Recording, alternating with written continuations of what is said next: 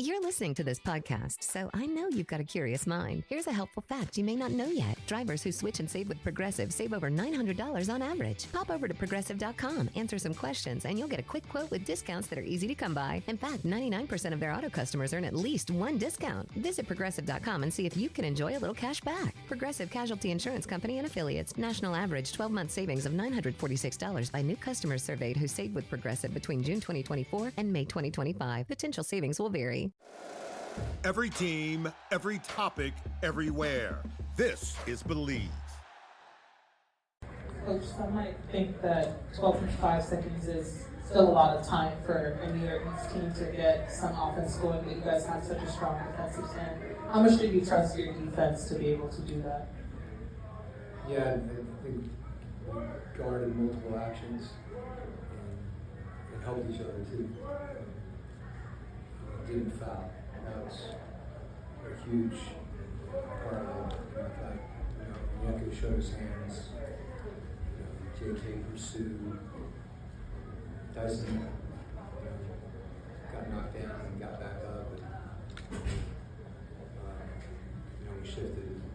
We made it congested. So a lot of good things happened on the possession from sort of those kind of all five guys did their job. So it was the loose ball at the end.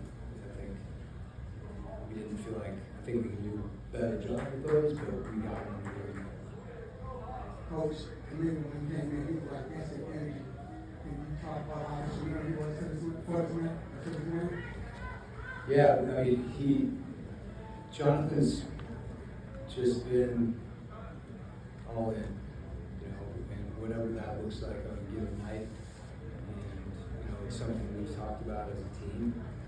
That, we've got a group. Are you prepared to sacrifice what needs to be sacrificed on a given night in a playoff? Whatever that looks like. Shots, is it minutes, is it rotations? He's embraced that. And, tonight he did some things that really gave our team a lift. I think the biggest thing he's done is just defending. Certainly, there's plays in the offensive end that you can point to, but I think that's been the impact that he's had on our group. Another guy who's in there competing. Coach, you were actually Dyson and Jaden pretty much all night, but then at the fourth quarter, for about the last 5 minutes, you had Dyson on the bench. Was that you just looking for maybe more shooting out on the floor? There's a lot of things that would go into those decisions over the course of the game. They're always, you're second guess, not you. Those are things that there's no right or wrong answer. There's a result, and there's doing your best to try to figure the situation out. And Dyson's terrific.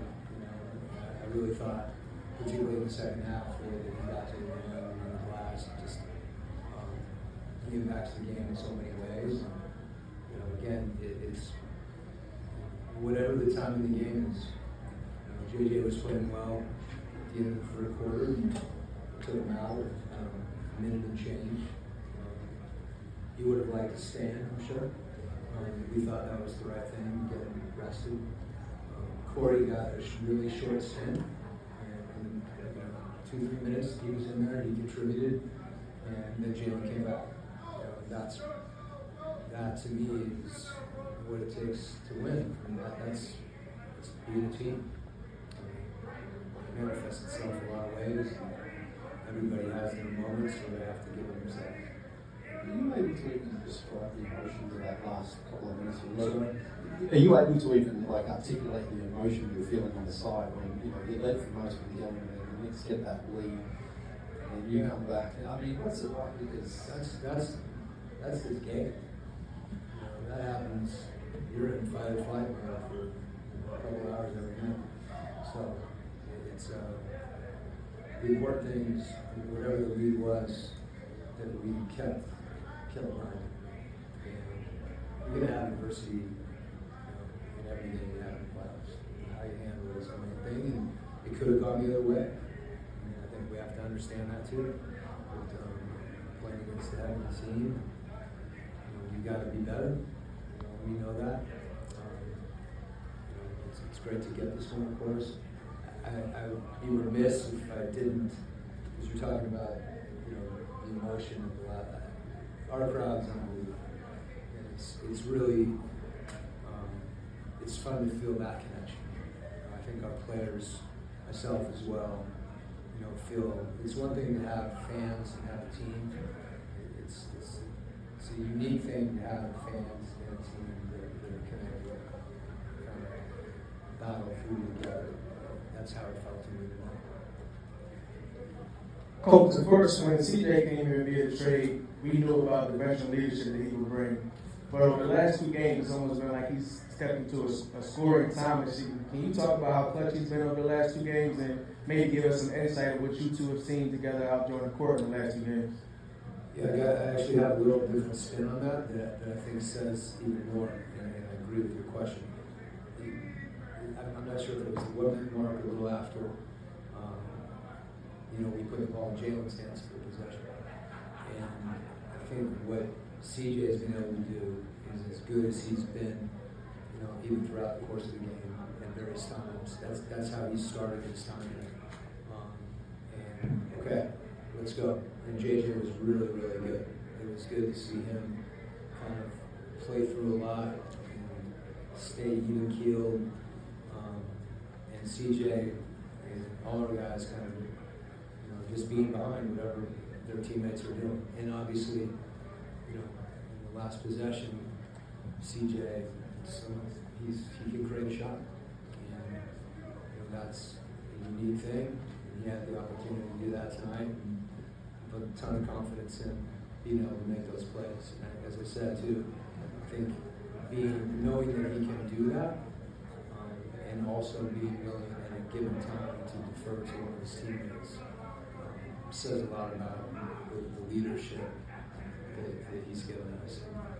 And, I'm not discounting it's a pretty good play at the end of the game, but I think his leadership has been, it's shown itself in a lot of other areas in addition to obviously play. Coach, to piggyback on what you just said a few minutes ago about the energy of the team and the energy of the fan base kind of sinking. If you look at just what the fan base and the energy they brought tonight, this building has been able to experience playoff games, over the last few years or so.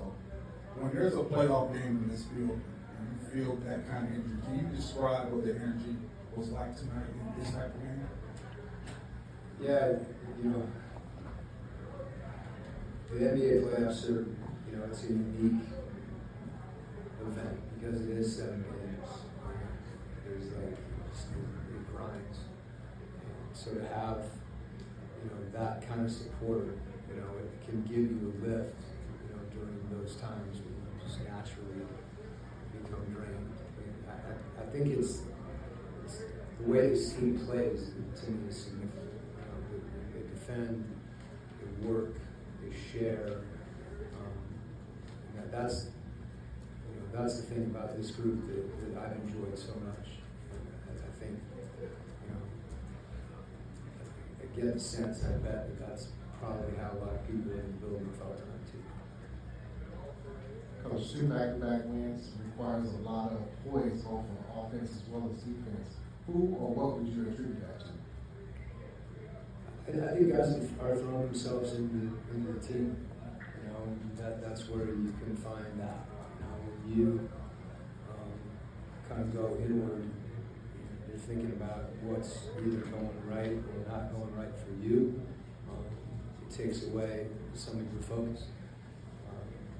So that's something that I think we try to do.